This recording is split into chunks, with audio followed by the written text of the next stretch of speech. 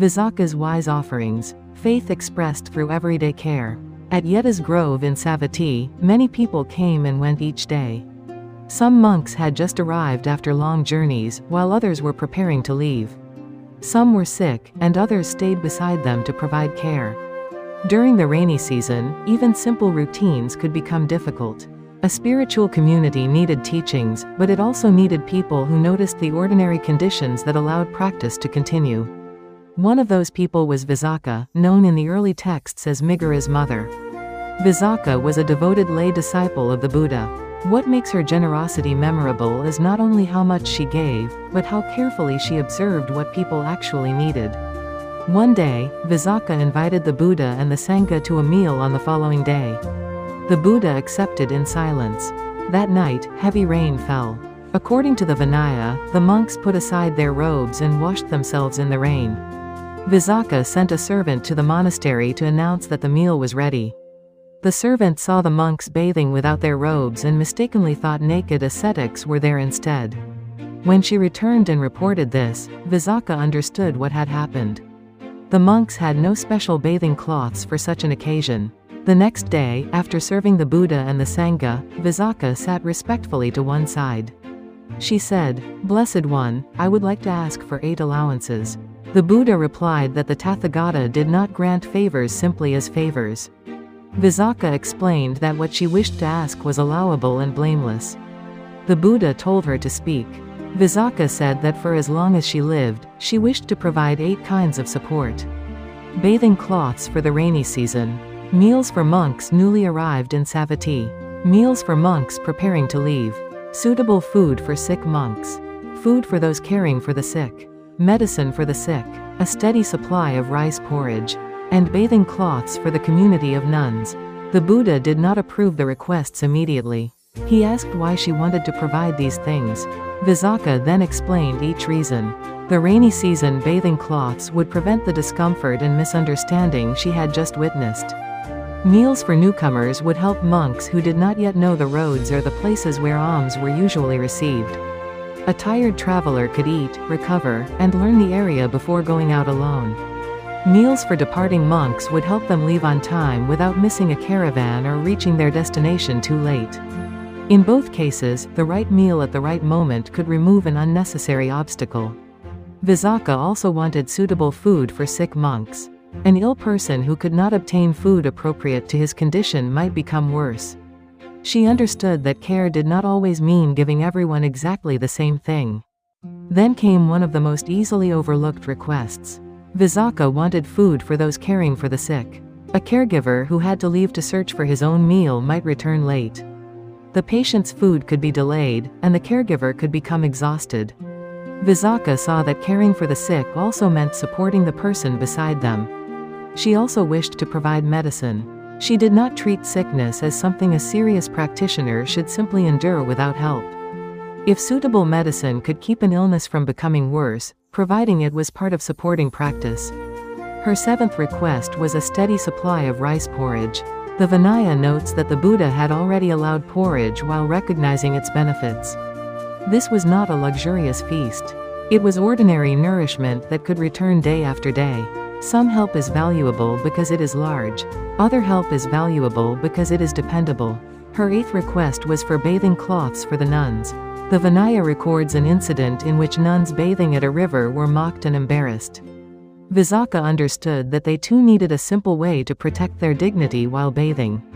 When these 8 requests are placed together, a clear pattern appears. Visakha did not begin with, "What would I like to give?" She began with, "What is making this person's path harder than it needs to be?" The newcomer needed time to settle in. The traveler needed help leaving on time.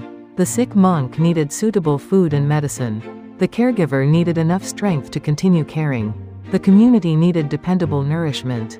The monks and nuns needed simple cloths that protected dignity. Her generosity was guided by observation before it was guided by money. A costly gift can miss the real need, while a small gift can arrive at exactly the right time. The Buddha then asked Visakha what benefit she saw for herself in requesting these 8 forms of support. After the rainy season retreat, monks from distant regions would come to Savatthi to see the Buddha. They might speak of a monk who had died and ask about his spiritual attainment. If Visakha learned that the monk had once stayed in Savatthi, she could remember that he may have used one of the supports she had provided. Perhaps he had received food before or after a journey. Perhaps he had received food or medicine while sick. Perhaps he had eaten the porridge she supplied. Remembering this, Visakha said, gladness would arise. From gladness would come joy. The body would become calm. From calm would come ease. And with ease, the mind could become collected. Her giving therefore supported practice in two directions. It helped another person continue on the path. And remembering that support could steady her own mind. But she did not claim another person's spiritual progress as her own achievement. Her joy came from knowing that she may have helped make the path a little easier. The Buddha praised the purpose behind her requests and allowed all 8. He then permitted these forms of support for the Sangha. A laywoman's careful attention to ordinary difficulties became part of the practical life of the community. This is what makes Visakha's story different from the previous story of Anathapindika. Anathapindika used great wealth to create Yeta's Grove, a place where the Sangha could live and people could hear the Dharma. Visakha looked at what happened after the place already existed. People still arrived hungry, departed on schedules, became sick, and needed food, medicine, and simple protection. One form of generosity creates the place. Another notices what allows life inside that place to continue. Visakha's story belongs to the second kind. Sometimes we want to help, but we begin with ourselves. We ask what we would enjoy giving or what action would feel meaningful to us. Visakha begins somewhere else. She begins with the receiver's difficulty. A sick person may need suitable food more than advice. A caregiver may need time to eat and rest. A newcomer may simply need help finding the way. Care becomes wiser when it asks what obstacle is actually present. This does not mean doing everything for another person. Visakha did not try to live the monks' lives for them. She supported the conditions that allowed them to continue their responsibilities. Good care is not the same as taking control. She noticed the point where a practical difficulty interrupted the path, supported that point, and allowed the person to continue walking. Her requests also show the importance of noticing people who are easy to overlook. The newcomer has not yet formed relationships. The traveler will soon be gone. The sick person may be separated from normal community life. The caregiver may be present every day but receive little attention. The nuns may face difficulties that the monks do not experience in the same way. Visakha's attention moved toward these edges. There is also wisdom in the regularity of her giving. She did not ask to provide one impressive meal and then consider the work finished. Newcomers would keep arriving. Travelers would keep departing. Illness would return. Caregivers would continue to be needed. The rainy season would come again. So her support was designed for recurring needs. When the same difficulty appears again and again, compassion may need a structure. Visakha observed repeated problems and arranged repeated support. Her faith became practical without becoming cold. Organization did not replace compassion. It gave compassion continuity. This is still useful in modern life. Preparing medicine before it runs out, keeping food ready, or checking on a tired caregiver can all be forms of kindness. Sometimes the most compassionate question is not, "What can I do right now?" It is, "What keeps becoming difficult, and how can that difficulty be reduced?" Visakha's story also shows that giving can nourish the giver without becoming a transaction.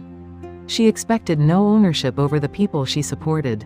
Her joy came from remembering that something she provided may have been useful.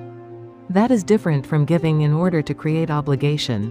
When a gift becomes a hidden contract, generosity can turn into resentment. Visakha's joy did not depend on praise. It came from knowing the support had helped. That kind of happiness asks less often, "Did they appreciate me?" and more often, "Did this actually help?" The heart of Visakha's story is not that everyone should copy her 8 offerings exactly. Our lives are different. The needs around us are different. But her way of seeing can still be practiced. Before giving, observe. Before advising, listen. Before solving, understand the actual difficulty. Notice not only the person receiving care, but also the person providing it. Notice not only dramatic emergencies, but also small problems that return every day. Faith does not always become visible through great declarations. Sometimes it becomes a meal waiting before a journey. Sometimes it becomes food for the person sitting beside the sick. Sometimes it becomes medicine placed within reach. Sometimes it becomes a simple cloth that protects dignity. Visakha's wisdom was not only in how much she gave, it was in how carefully she looked. She saw that compassion becomes most useful when it understands the shape of another person's difficulty. And she showed that small, repeated acts of support can hold up a community without placing the giver at the center.